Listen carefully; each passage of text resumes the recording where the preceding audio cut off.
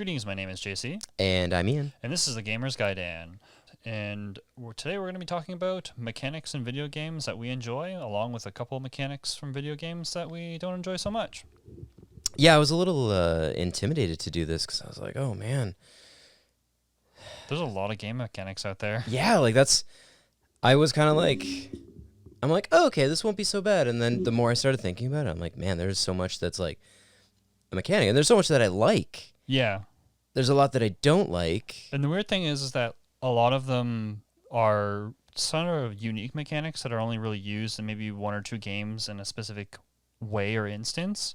And it was kind of hard to choose sort of like, should I include these, or should it be it's more a very like, specific. Yeah, or should it be more holistic? Like, I just like whenever a game has like a saving mechanic, for example. Yeah, it's Yeah, it was kind of interesting Yeah. to start thinking about it and kind of unpacking the thought. And you're like, well, what is it that I really like in games? Like the first thing I really thought about that jumped out in my brain was like, I remember playing the first Halo Right. and having the bullet counter on the assault rifle, Right. and how that would actually like count down as you were firing bullets. And I'm like, oh, that's so cool. I'm like, I really like that. And then I'm like, but there's like so many other things. Yeah. And then you just like, you dig deeper and deeper and deeper, and you're like, oh, like you can start thinking about like mechanics on the whole. And you're like, okay, like I like that these games incorporate these things. Right. Maybe not necessarily in the exact same way, but this is a mechanic that they use that I really appreciated. Certainly. So that's a long way to go to get around to it. But JC, why don't you start it off? Like, Yeah, let's I've talked a lot. start off with mechanics that we like. And the first one that I kind of enjoy the most is sort of one of my preferences in role-playing games, though I like the other inverse of this, is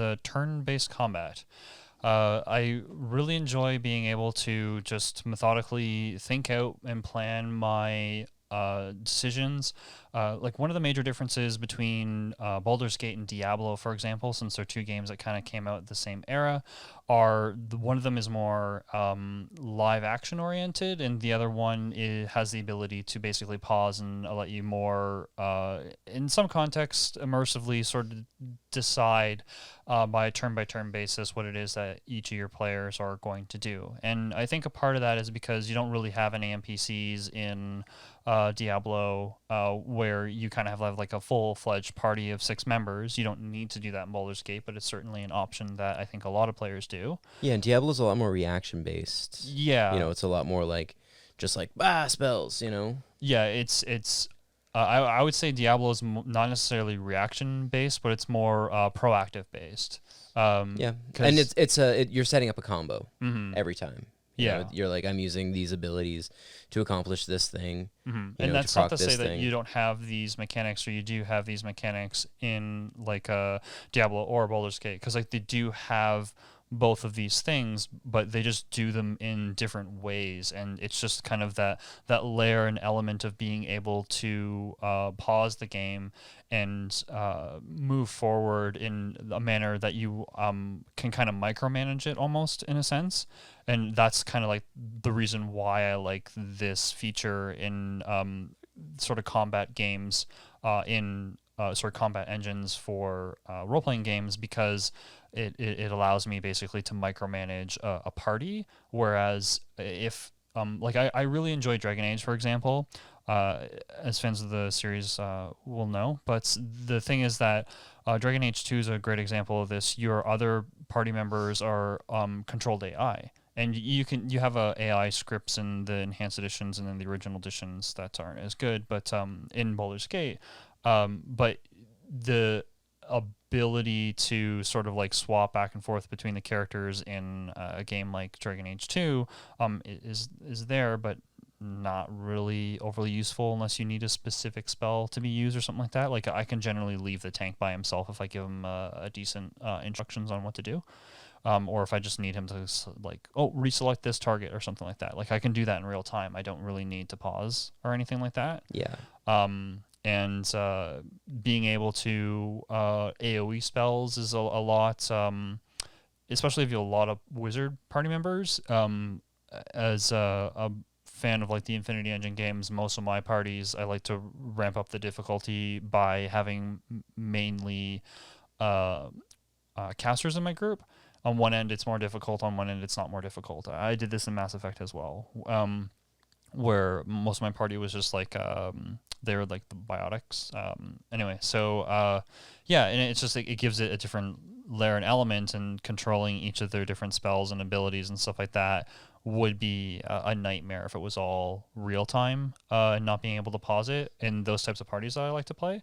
Whereas I'm able to like bring it down to the round and just control it the way that I expect it to, as if it were a tabletop role-playing game. I think this really comes back to my experience as being like a Dungeons and Dragons player and game master, where I'm able to do that type of stuff. So that's kind of like where it comes from. That and the original games that I used to play, like the original Final Fantasies and like the Bard's Tale. The Ultimate games, where it was turn-based and I was able to sort of like control tactically what my party was doing and stuff like that, because I do like games with larger parties, and with that, the turn-based mechanics just kind of give me that extra layer of control that I really enjoy, and that's kind of like why I like it. Yeah. But yeah, enough about the turn-based combats. What is your first mechanic that you'd like to talk about, Ian? So we're gonna call it time mechanics, Okay. but That's a pretty good label for it. I really like the term like Groundhog Day / Edge of Tomorrow. Right. That constant repeating The looping loop. times, yeah. That was one of the things that I found that I really do enjoy in games, and it kind of I thought about different things and different ways that they execute it. I was thinking of Superhot VR. Right. Or, I mean, Superhot in general. But yeah, you talked about that in an earlier episode. Where you're kind of, you fail. Sometimes you get through the situation, like, perfectly on your first attempt. Mm-hmm. But sometimes you don't necessarily, especially in VR, where you have things all around you. Okay. You don't necessarily know that there's a dude right behind you.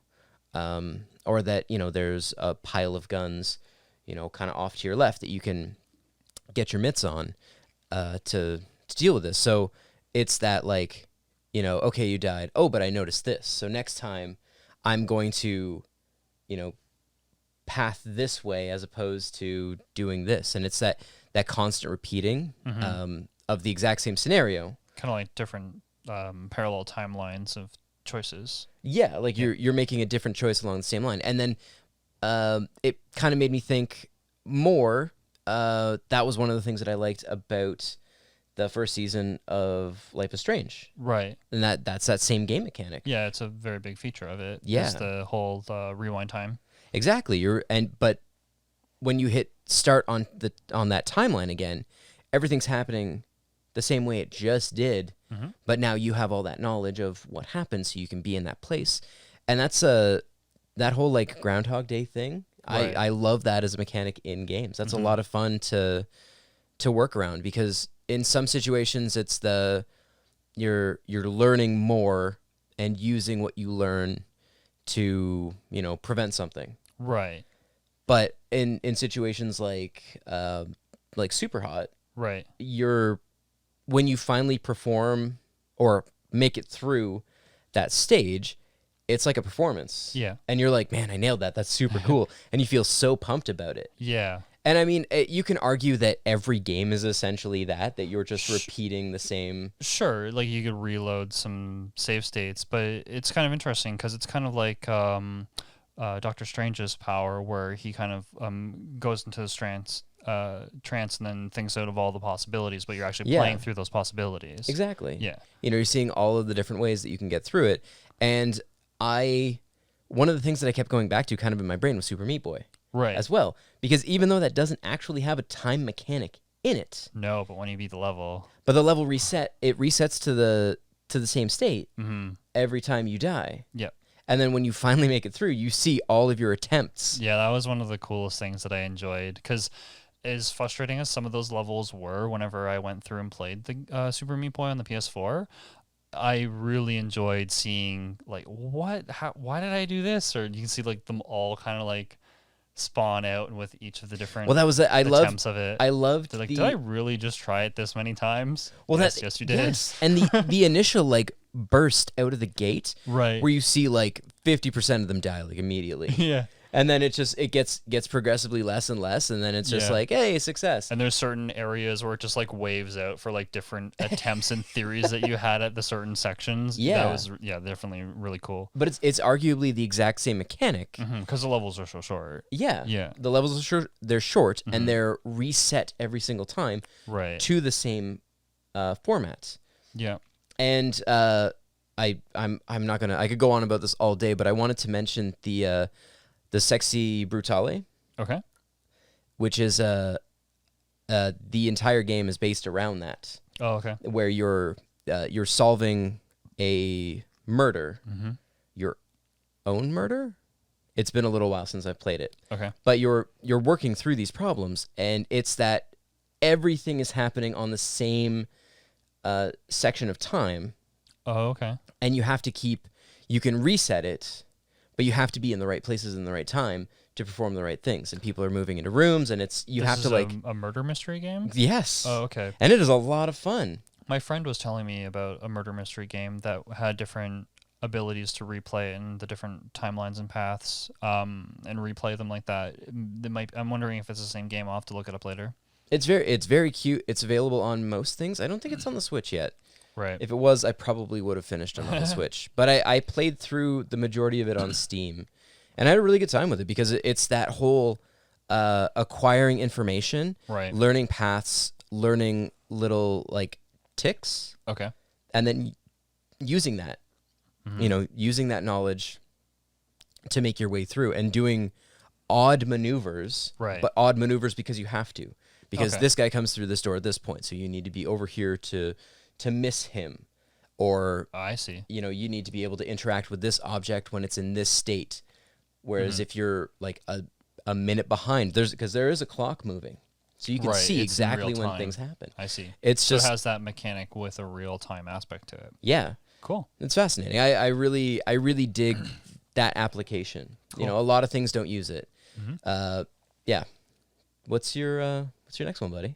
Yeah, my next one is it's similar to saves, but not saving as a mechanic, but quick saving in the sense that you can push like F5 to quick save and then F6 to reload, just to enable. Groundhog Day. Yeah, just to enable basically replaying certain sections, and I think a reason why I really like this mechanic is because one, some battles are really tough and you might have to retry it. So Yeah. this allows you to not have to go through all the brutal loading times, which I suppose isn't really that big of a deal in today's world because of autosaves. I do like the feature in some cases. I mean, that was one of my biggest gripes about Wargroove when it first came out, was that it didn't have a quick save or autosave function. Yeah. If you lost after like 45 minutes of a skirmish, you were starting over from the beginning, and that was frustrating. And so I really like being able to kind of target out my own like quick saves basically, so that if I do make a mistake, then sure, like I deserve it. I need to go back, but then I can quick save before certain dialogue trees, and then just save after I've completed it, and then easily go back quickly, and then try some other paths just to see what they are for fun. Mm-hmm. So I don't have to replay the game like 5 or 6 different times.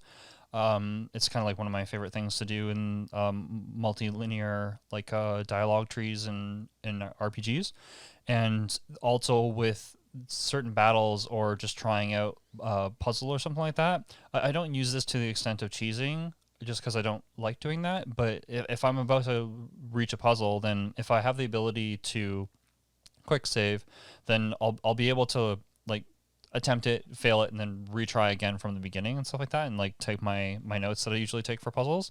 But I just really enjoy this feature, especially like having been grown up from an era where a lot of games on, for example, the Nintendo, like you had to start at the beginning of the level, or I guess I feel the younger generation's a little spoiled with the autosave feature. Oh, but yeah. And they kind of the quick save feature is kind of a forgotten feature in I think a lot of genres, where it doesn't really, if it's not a role-playing game that's classically oriented, it's kind of missing. And I really like this feature just because it does help out a lot in quick saving and auto saving. I like those features. They're cool. Yeah, I mean, I'm with you. I need well, I like the autosave because I'm one of those people who forgets to save frequently. Yeah. So I'll be that guy who, even though it has a quick save option, Yeah. I will forget, and I will get 3 hours down the road, and something will happen, and I will say, The other reason I'm not playing this game anymore. the other reason why I like the quick save feature is because I'm the type of player who I believe through my Dragon Age 1 playthrough on my Xbox I actually ran out of file space because I kept a save every single time and just created a new one instead of rewriting over the old one. That might have been partially stupidity, but regardless, because I was just like, I like doing it quickly, so I just basically hit the start button, save, and I just go through it, and it would automatically be right there, auto selected on the top, and we just create new ones, and I just didn't really realize it was happening. And I literally filled up my hard drive, or the amount of save slots it allows you to have. I don't remember which one it was.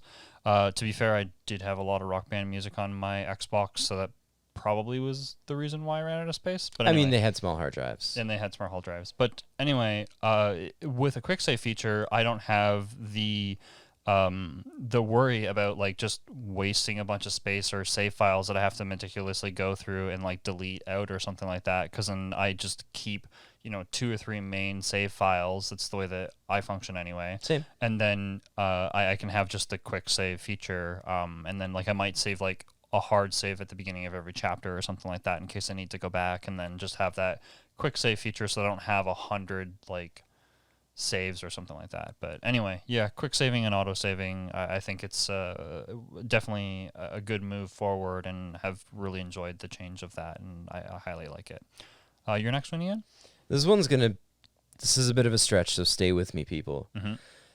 I really like when games incorporate the controller into the gameplay. And I don't mean like, because yes, the controller's how you interface with the game. I get that.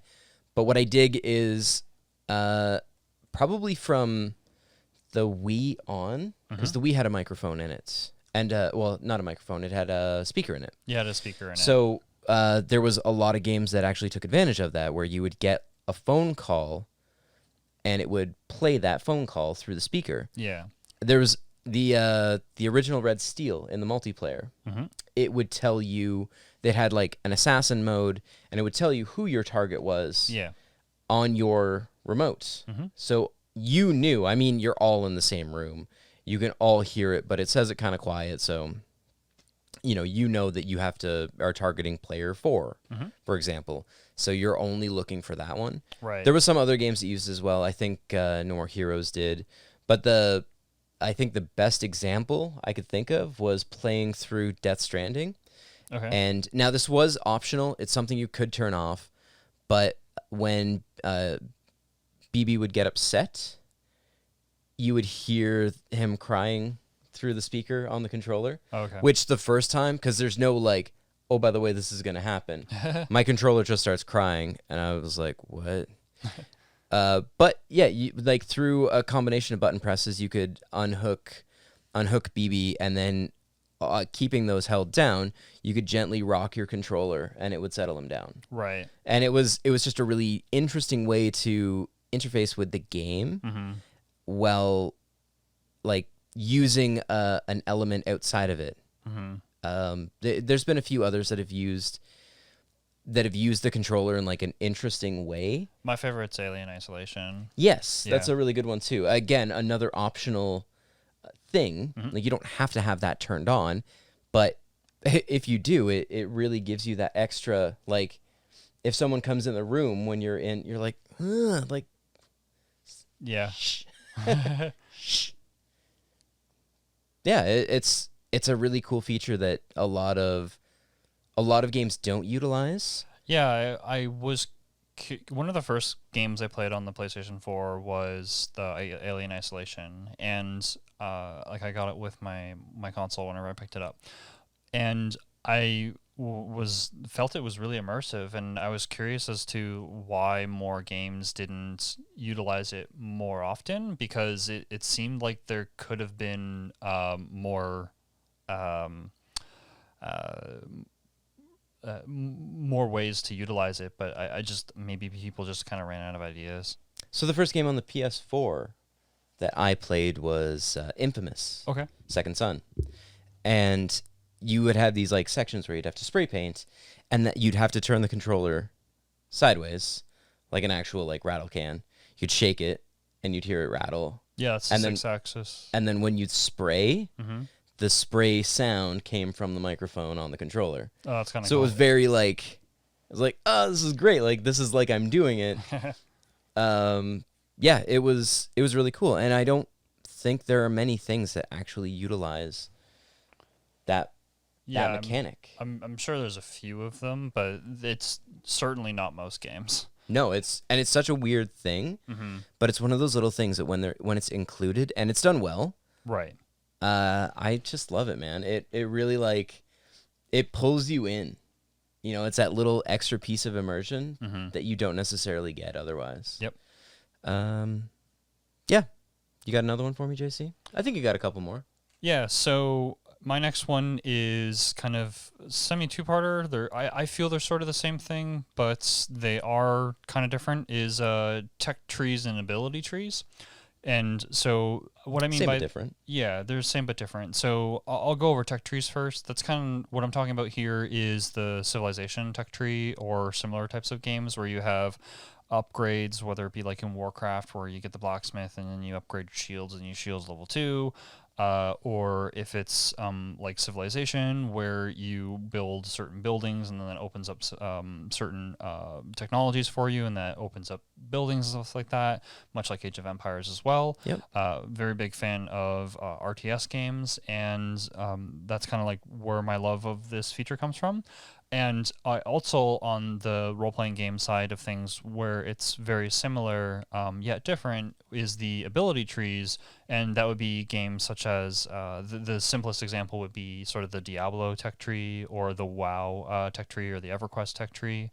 Generally, like in an MMO specifically, where you have levels and abilities, you generally kind of branch out, and you usually can't complete the whole entire tree, but you can get up to a certain level of it. Some games you can complete the whole tree just by continuing to play more and more and more. Like I think Skyrim, you can get 100 and everything, can't you? Maybe. Yeah, maybe. I haven't played that much. Yeah, we don't have 2,000 hours, just a couple hundred or whatever. But yeah, I really enjoy those because it gives you versatility in your characters. Like the sphere grid in Final Fantasy X is a good example of this as well. Do you know the first time I played that, I didn't know there was a sphere grid until about like you 6 hours in the into previous it. episode. I was surprised. RTFM, I was like, man, RTFM. man, I'm not good at this. What's going on? Why do my characters suck? Yeah. But it is really interesting because, like you said, it gives that level of versatility. Like you mentioned Diablo, which Diablo 3 does have it has skill trees. Yep. And that you're changing like specs constantly to try out new combinations of abilities with various effects that your items have. Right. And without that, you would that would change the game completely. Like the game would be a lot less fun without the ability to do that. Yeah, and I mainly like it personally due to the versatility of being able to have your character who might be like the fighter character, but at least they can be the character for a different archetype and stuff like that. And that's the main reason why I like it. No, it's a really cool... And I know any of the times that I played any of the Age of Empires games, I would always look at that like nation's tech tree. Yeah, because some of the nations would have, they all have essentially the same tech tree, but they would gain a bonus to a specific section of the tech tree. And some of them wouldn't have access to certain things. Yeah, some of them would have access, and some of them would have either a bonus or an additional a slot that other civilizations wouldn't have. So yeah, I like those types of features. Yeah, okay. No, that's a good one. I really like that too. Yep. Man, I didn't even think about that. Okay, and your next one, Ian? This is gonna sound kind of bad, but like executes / like finishers. Okay. Not like in fighting games, because anyone who has watched this for 47 episodes knows that I am not good at fighting games. Right. I've stressed that so much. But in things like Gears of War, Okay. where you could like fire up the Lancer and like run in, and it would pan to the side and show you like chainsawing the dude in half. Like, Yeah, like those it's just so quick satisfying. animations of the final blow. Yeah, or like the was it the glory kills in Doom? Yes, those are cool. That was like, man, and how there was a different one depending on like where you are. They spent so much time on those animations. It shows, Yep. and it's worth it. It's totally worth it. But it just adds that much to the game, and it's this real satisfying like thing. There's just a real level of satisfaction. Like most shooters specifically, like characters are bullet sponges. Yes. And that gets really frustrating really quickly. Like, It can get I mean, monotonous for sure. knowing that I've got to throw like 17 clips into this guy. Yeah. Or like 40 rockets. And the interesting thing about that, I just wanted to say, is that minions has become a concept in some games where it's just like it's something that has one hit point and you just have to attack it once and to kill it. It's really just there for the purpose of being there. That can get just as monotonous as a ton of enemies that are just essentially a huge sponge. It's hard to find that middle ground, and I think this is a good effective way of finding that middle ground, is just making the final blows like more satisfying, and by adding in that flair. Yeah, even something as like Destiny, or Destiny 2, I should say, when they incorporated the swords, as like a heavy weapon. It cut back so you could see yourself moving, and they were big flourishes, and it was really cool. It was super satisfying to use because you have that like kind of contact to it. It brings a melee element into something that doesn't typically have it. Yeah. And it executes it in such a perfect way. I know there are like melee based games that have executes, and those are just as glorious too. Like it's that I don't know, that victory. Yep. You know, you have that sense of victory, and you're like, I did it, and you get this like cool like animation summing up your epic victory. Yeah, there's nothing better than sawing somebody in half in multiplayer in Gears. Yeah. That was just, yeah. Lots of fun. Exactly. So, yeah, I'm a big fan of like the executes and finishers, and I mean, I love them in shooters. I like them in other things too. Not fighting games because I can't do finishers, but you got another one for me, JC? Yeah, my next one is combos and linking, and this is related to the fighting game genre. So I know nothing about this. Like a combo is like a series of keys that will essentially, like a quarter circle forwards punch, for example, will do like a Hadouken, and linking is taking that and another combo and like linking it together is kind of like the high level premise of it. Oh, so if I do like a kick flip into a manual, Yes, and then like exactly, you get like it. 360 into a grind, that's linking combos. Yes, Sports. We have a whole episode on it. Anyway, so I really like whenever, specifically what I like about this is how other genres have utilized it. For example, beat 'em up genres late in the golden era of beat 'em ups, or what I consider the golden era, which is like the mid 90s, were really big into sort of like allowing these types of combos, and now we have sort of the action adventure games which have these types of things where if you get into melee with some of the enemies, then you can kind of like combo them, which is kind of a derivative of both like the fighting game genre and the Dynasty Warrior genre, because there's a lot of combos in the Dynasty Warrior genre where you're kind of just hitting square and triangle a lot in different combinations. It isn't just button mashing, it's specialized button mashing. But anyway, So like most of the Platinum games. yes. Like Devil May Cry and like Bayonetta. Devil May Cry and Bayonetta and stuff Oh, like okay, that. those are games that I like. Yeah, and so I really like how like the games have utilized sort of what they've learned from fighting games and sort of elaborated on how that works. And I kind of see like the grandfathers of this concept, in my opinion, of what have really defined this feature have been the fighting games and Dynasty Warriors specifically. Yeah. Because they took the fighting, like the first one was a fighting game, but anyway, so yeah, and it's just really cool because now we have more interesting action oriented games where it's not just simply like punching and kicking that you would have done in Double Dragon, for example. No, you have these like great sword flourishes. Exactly. Yeah, and it's or as simple as just like jumping on the enemy, such as Sonic, for example. And yeah, so this has allowed a lot of variety, and I really like it whenever the games go this extra mile and add in different combos and links and stuff like that in order to just make the combat more engaging and interesting, especially if it's anything melee from like sword combat to just a fury of blows or something like that. So yeah, combos and links. Combos and links. Man, even I like combos and links. Now that you've said it like that. Yeah. Your next one, Ian? So again, this one, I guess it's a bit of a stretch, but I don't think it is. I kind of like managed inventories. Truth be told, I like this too. I like having to prioritize. Mm-hmm.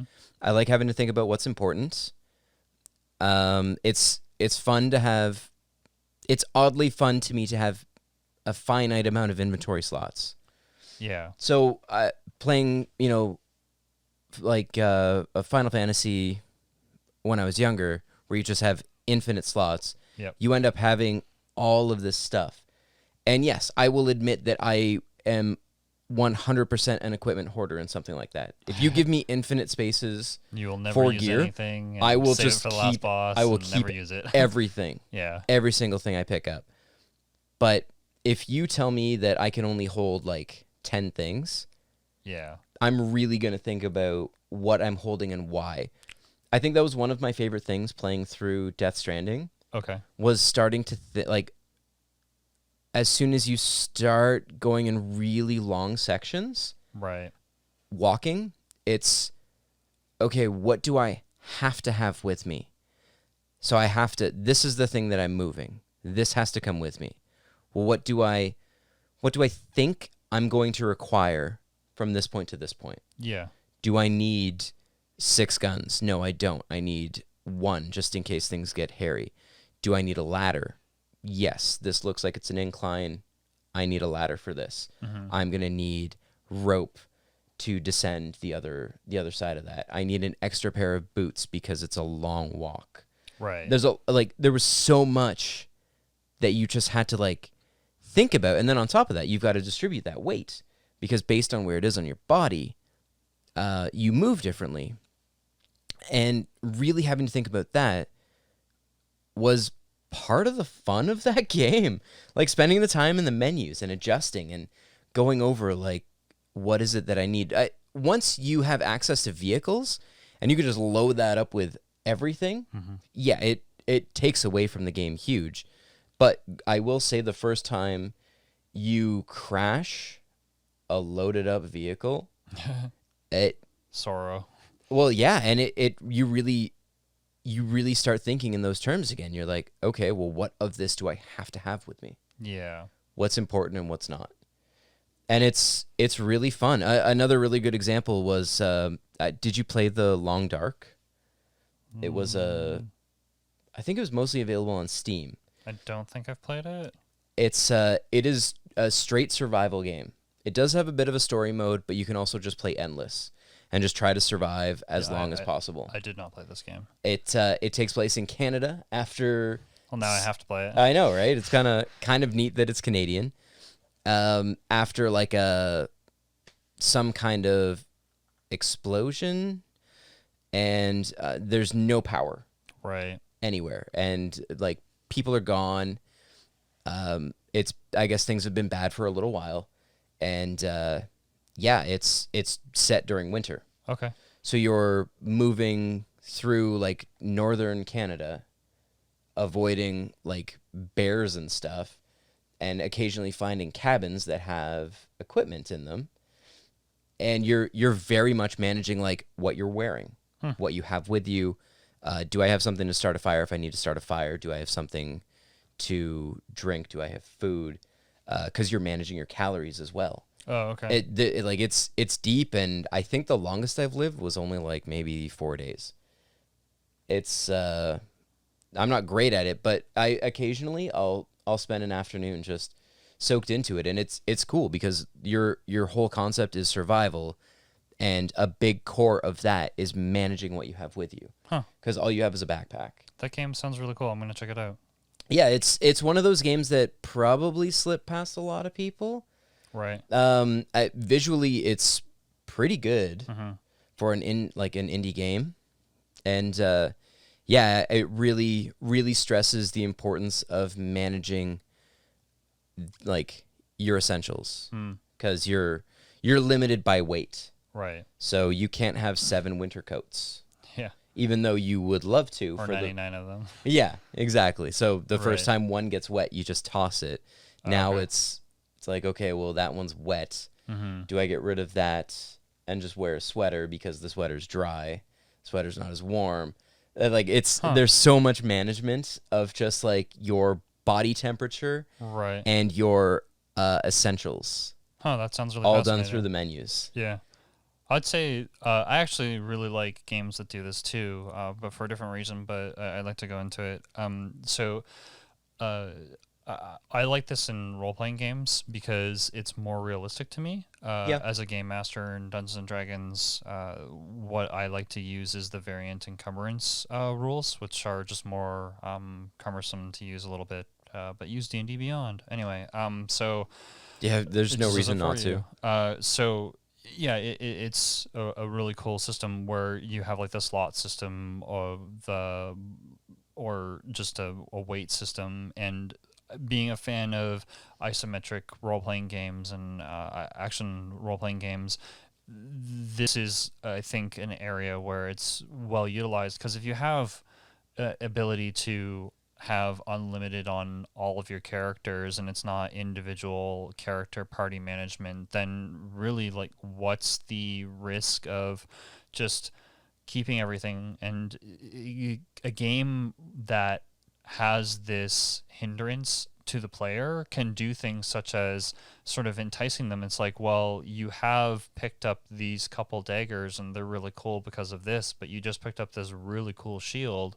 Like, what are you going to keep? Are you going to keep the set of dual daggers, or are you going to keep this shield, right? Because you might be able to use it like later on whenever you're higher Yeah. level, right? Like, you don't know what the best choice is because you might find some other gear that synergizes with it or something like that, but you don't have enough inventory to keep both of them. Well, that's you. Right? And I started sort of- playing some Borderlands 3. Right. And you get that same, especially that, where it's like, oh, cool, I just grabbed this shotgun, but it's like level 3, and Yeah. I'm level 1. Exactly. Am I gonna still want it at that point? And it's kind of it engages the player in an interesting way, and that's the reason why I like it. Yeah, man, it's Yeah. a really cool mechanic that makes you think outside of Yeah. whatever the core mechanics of the game are. Yeah. It's a layer. I will say, though, that for the lazy gamer out there, which is all of us some days, It's true. This is certainly a mechanic that can get annoying, but I think in a lot of cases I prefer this mechanic. Like I said, the Long Dark's not something that I'll jump into every single day. Yeah. Because it is a little bit depressing, and it is challenging, but I will lose an afternoon in it every once in a while. Cool. When that mood hits me, and it's totally worth it. Right. No regrets. Anyway, so that's another one for me. Managed inventories. JC, you got another one? Yeah, I have one last one. I hope I can find more games with this example, but a couple episodes ago, or like last month, I was playing a game called Vaporium, and the way that it did levels was really interesting. So there really wasn't levels in the conventional sense, and it was more upgrading your power armor suit. And so there were like tech with the power armor suit, or just armor, or like like upgrading the ability to use guns, and so it kind of is leveling in a sense, but they kind of aesthetically made it so that you like your health was basically like you patching up your armor suit and stuff like that. And I just like how some games use the leveling mechanic in different ways like that, where it's more of a point-based system of making something better, rather than it's like, okay, I leveled up and now I have plus HP, plus MP, plus agility and stuff like that. And there are a handful of games that do this, yes, and I think it's because they're more influenced by tabletop role-playing games that aren't your conventional, like Dungeons and Dragons, for example, which are more point-based systems. But I really enjoy whenever the games do this, because I find that it ties in with the lore a lot better, and it's just kind of an interesting way of going about it, because like I said, in Vaporium, you were upgrading your power armor suit, and it was just like a really interesting way to do it, and I can't get enough of that idea. It's just really cool. And so your traditional like same way of doing it through all the other handful of role-playing games that I've played. But I don't think I've played anything that kind of there's leans not on that. There's not very many of them, but most of them, like I said, it's just you get experience points and then you level up. And you did that in this game, but it was neat because every now and then you found these things that you basically upgraded your power armor suit with, and I wish the whole entire like leveling system was like that. So I like that one like aspect of it, and I've seen some other games do the same thing too. So where you're kind of like, because you can't do that to like yourself, but you could do it. It makes sense to do it to a power suit, right? Yeah, because you're 'Cause adding it's stuff onto it, right? Yeah. So if you wanted it to be unless able you're to, a robot, right? Yeah. And I just Android. Exactly. And yeah, it's a point based character system basically, rather than just your conventional ability. You leveled based. up, so here's like Yeah. here's your stats. Yeah. Here's a new power. I just I You think picked more up people this should thing, make so games now this you way. can do so this. yeah. So yeah, that's my last one. Ian, you have one more? I do have one more, and it's gonna sound really weird, but I kind of really like the like rock paper scissors mechanics. Me too. It's Especially in tactical Yeah. style games, whether it be an RTS or a strategy RPG or Pokemon. or Pokemon. Yeah. Pokemon I loved because it has like, especially with like 700 Pokemon now, there's a level of depth to it that is just well beyond. But in the in the earlier Fire Emblems, you know, where you'd have like pikemen beat cavalry, beat archers. Yeah, you know, Archers, footmen. yeah, it's kind of cool because you can take appropriate things to deal with it. And that Wargroove was another really good example of that.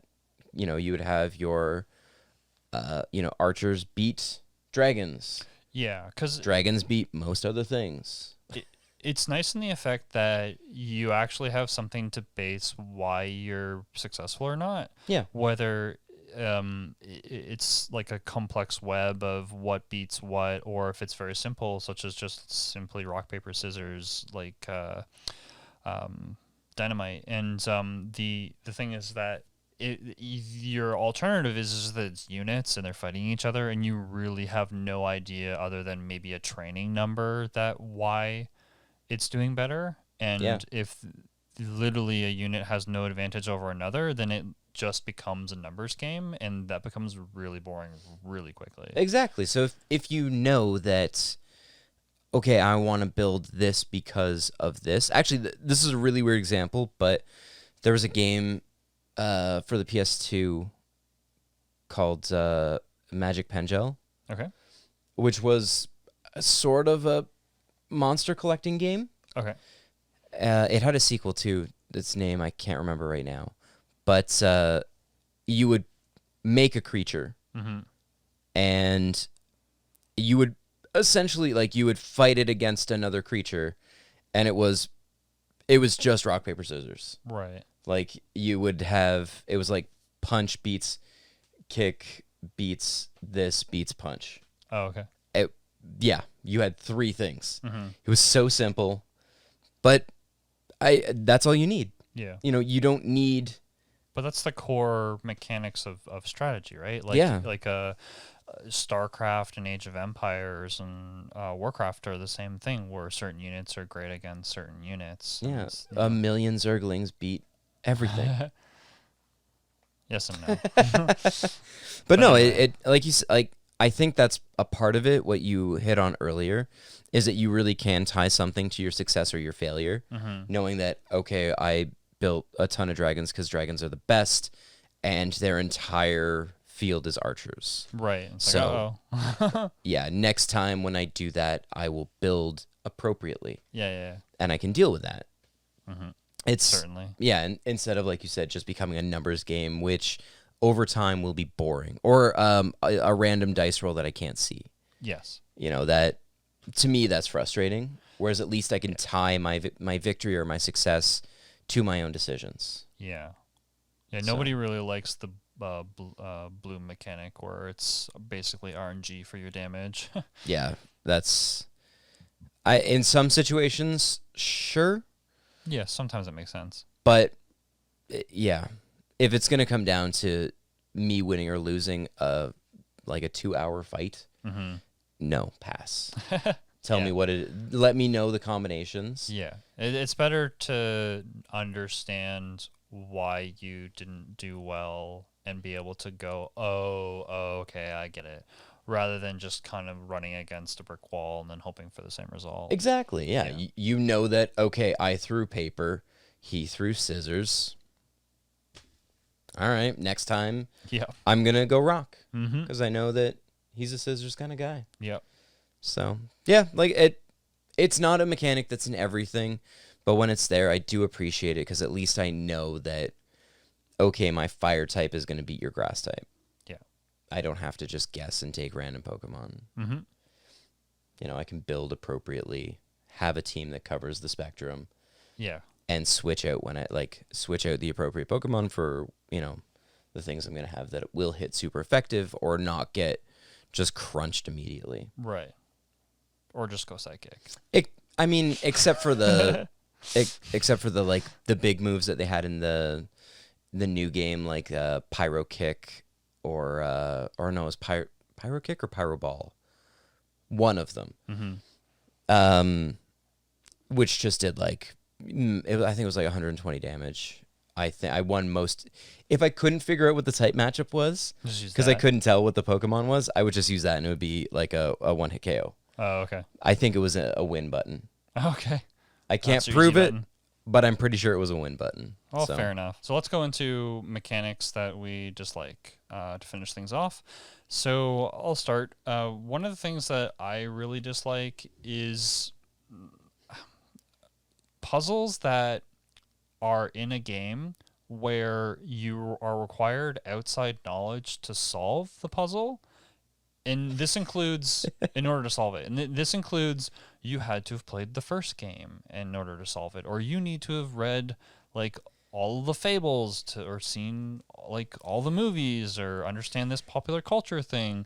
Like, even if I get that, it probably isn't on my mind while I'm playing your game, unless you reference it constantly, in which case you've probably given me the answer and it's in the game. So not what I'm talking about.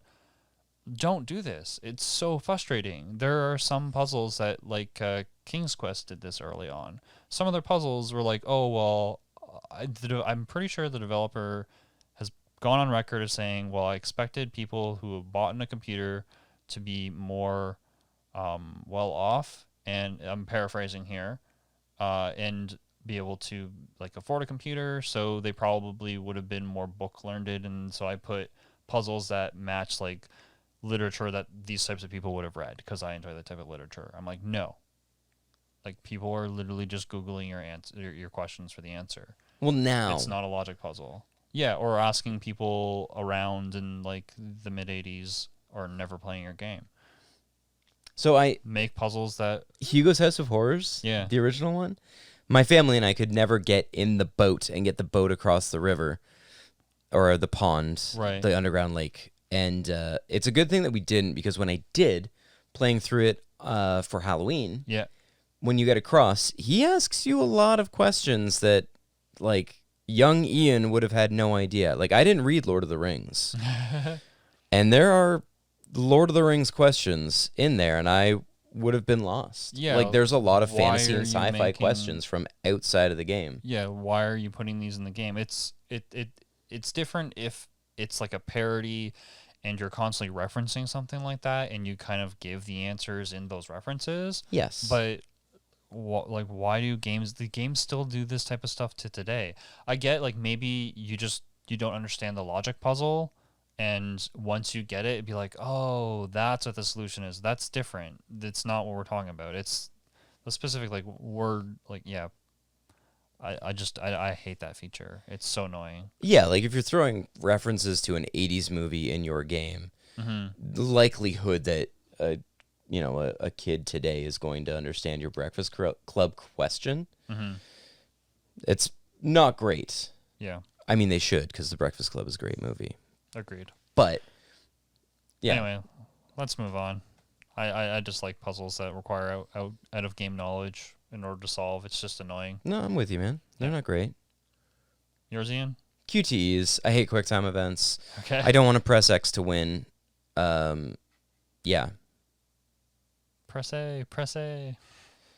No, it's going to pull me right out of it every single time, with one exception, and that's God of War.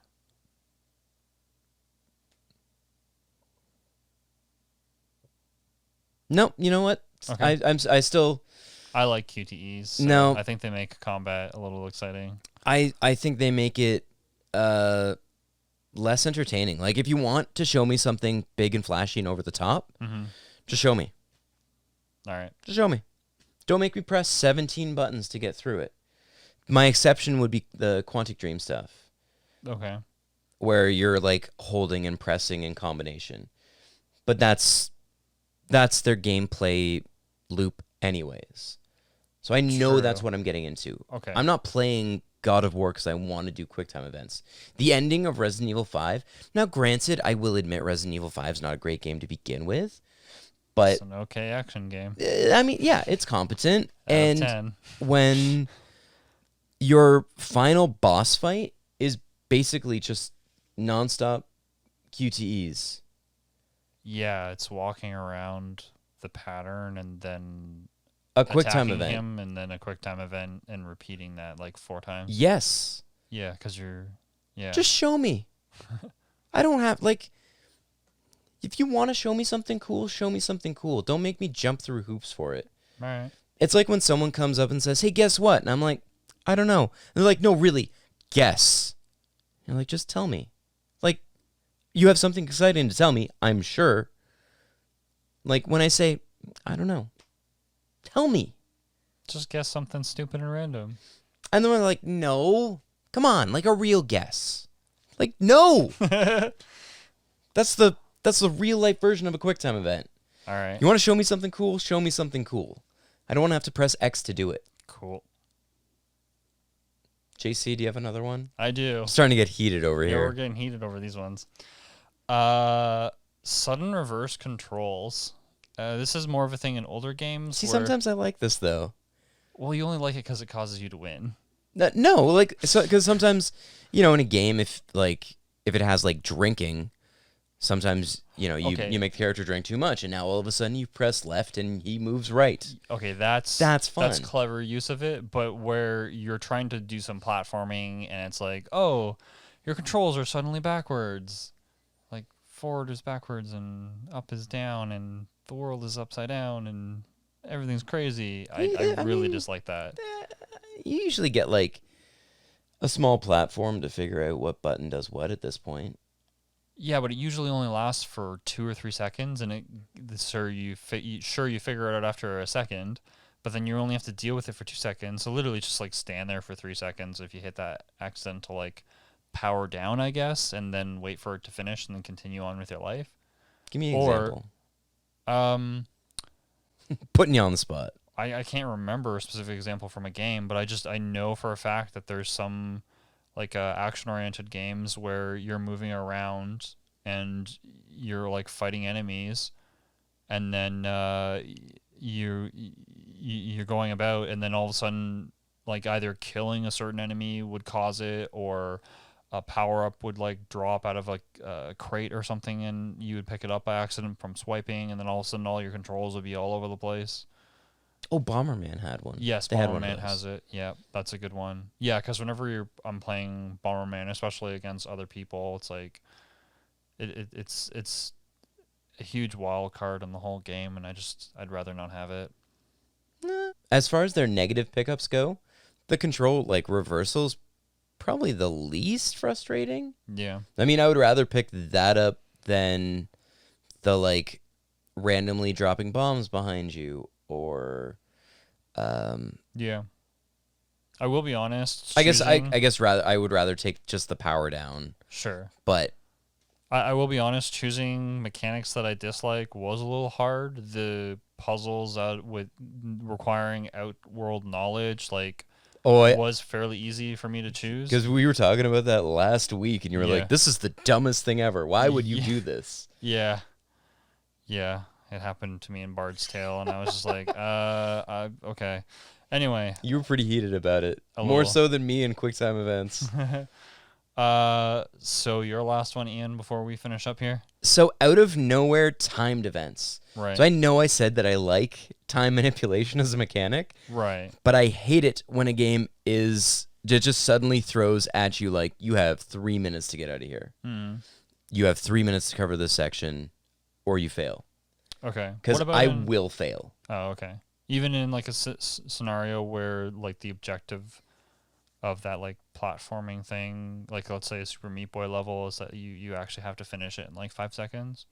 You even just like that? Yeah. Oh, okay. I don't like when you suddenly. Part of the challenge.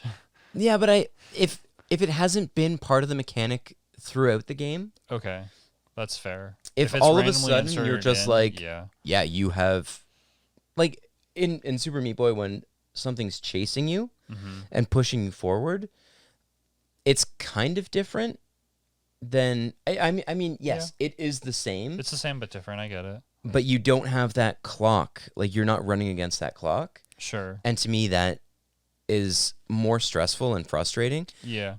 especially out of nowhere. You know, if it's a game that is time based, like Sonic. If I'm playing Sonic, Sure, and but that's like 5 minutes to beat a level, right? Like, I mean, a Sonic level shouldn't take you more than 3. sure. I feel like if it's 5 minutes, it's just taking too long. Or you're just looking for the Chaos Emerald. That's really the only reason why I've ever timed out. Yes, yeah, that's fair. But you should be going through full tilt because got to go fast. Yeah, in that situation, it doesn't bother me as much, Right. because it's there the whole time. It's the I do remember whenever we were playing a little bit of the Mario Maker 2, and I was showing you some of the levels that I was playing through. They basically was, some of them were like timed. I think it was like 9 seconds or 10 seconds or something like that, and you had to get through like via pixel perfect timing, and you're like, yeah, no, I don't want to try it. Nope. Yeah, I Hard do pass. remember that. Because I feel like you don't, like, what's gained by having that timer there other than making it more challenging? Pixel perfect jumping, fine, but it's that, let me practice it over and over again. Yeah, it's that added And level of stress. even though I might make it, now I'm not making it there in your like arbitrary time limit. Sure. I fail and I have to start over again. Yeah. Come on, guys, like, you're just making this hard for the sake of being hard, Right. and that's not fun. Yeah. Keep your timed events. Take Okay. them. You know what? Keep your underwater levels too. Okay. Unless it's an underwater game. All right. Yeah. I'm looking at you, man-eater. I'm waiting. But, It's gonna be 10 sharks out of 10. oh man, yeah, it's going to be all the sharks out of 10. Cool. But, yeah, so But yeah, those are a bunch of the mechanics that we like and we dislike. So let us know in the comments down below the mechanic that you like the most and the mechanic that you dislike the most in the comments. We'd be interested to see what you think of the topic too. Yeah. And yeah, thanks for joining, especially if you've made it this far into the video. If you have, help us out by hitting the thumbs up button and subscribing if you're new. And we release a podcast episode every Wednesday, and try and release episodes every Monday and Friday as well. And yeah, we'll see you in the next episode.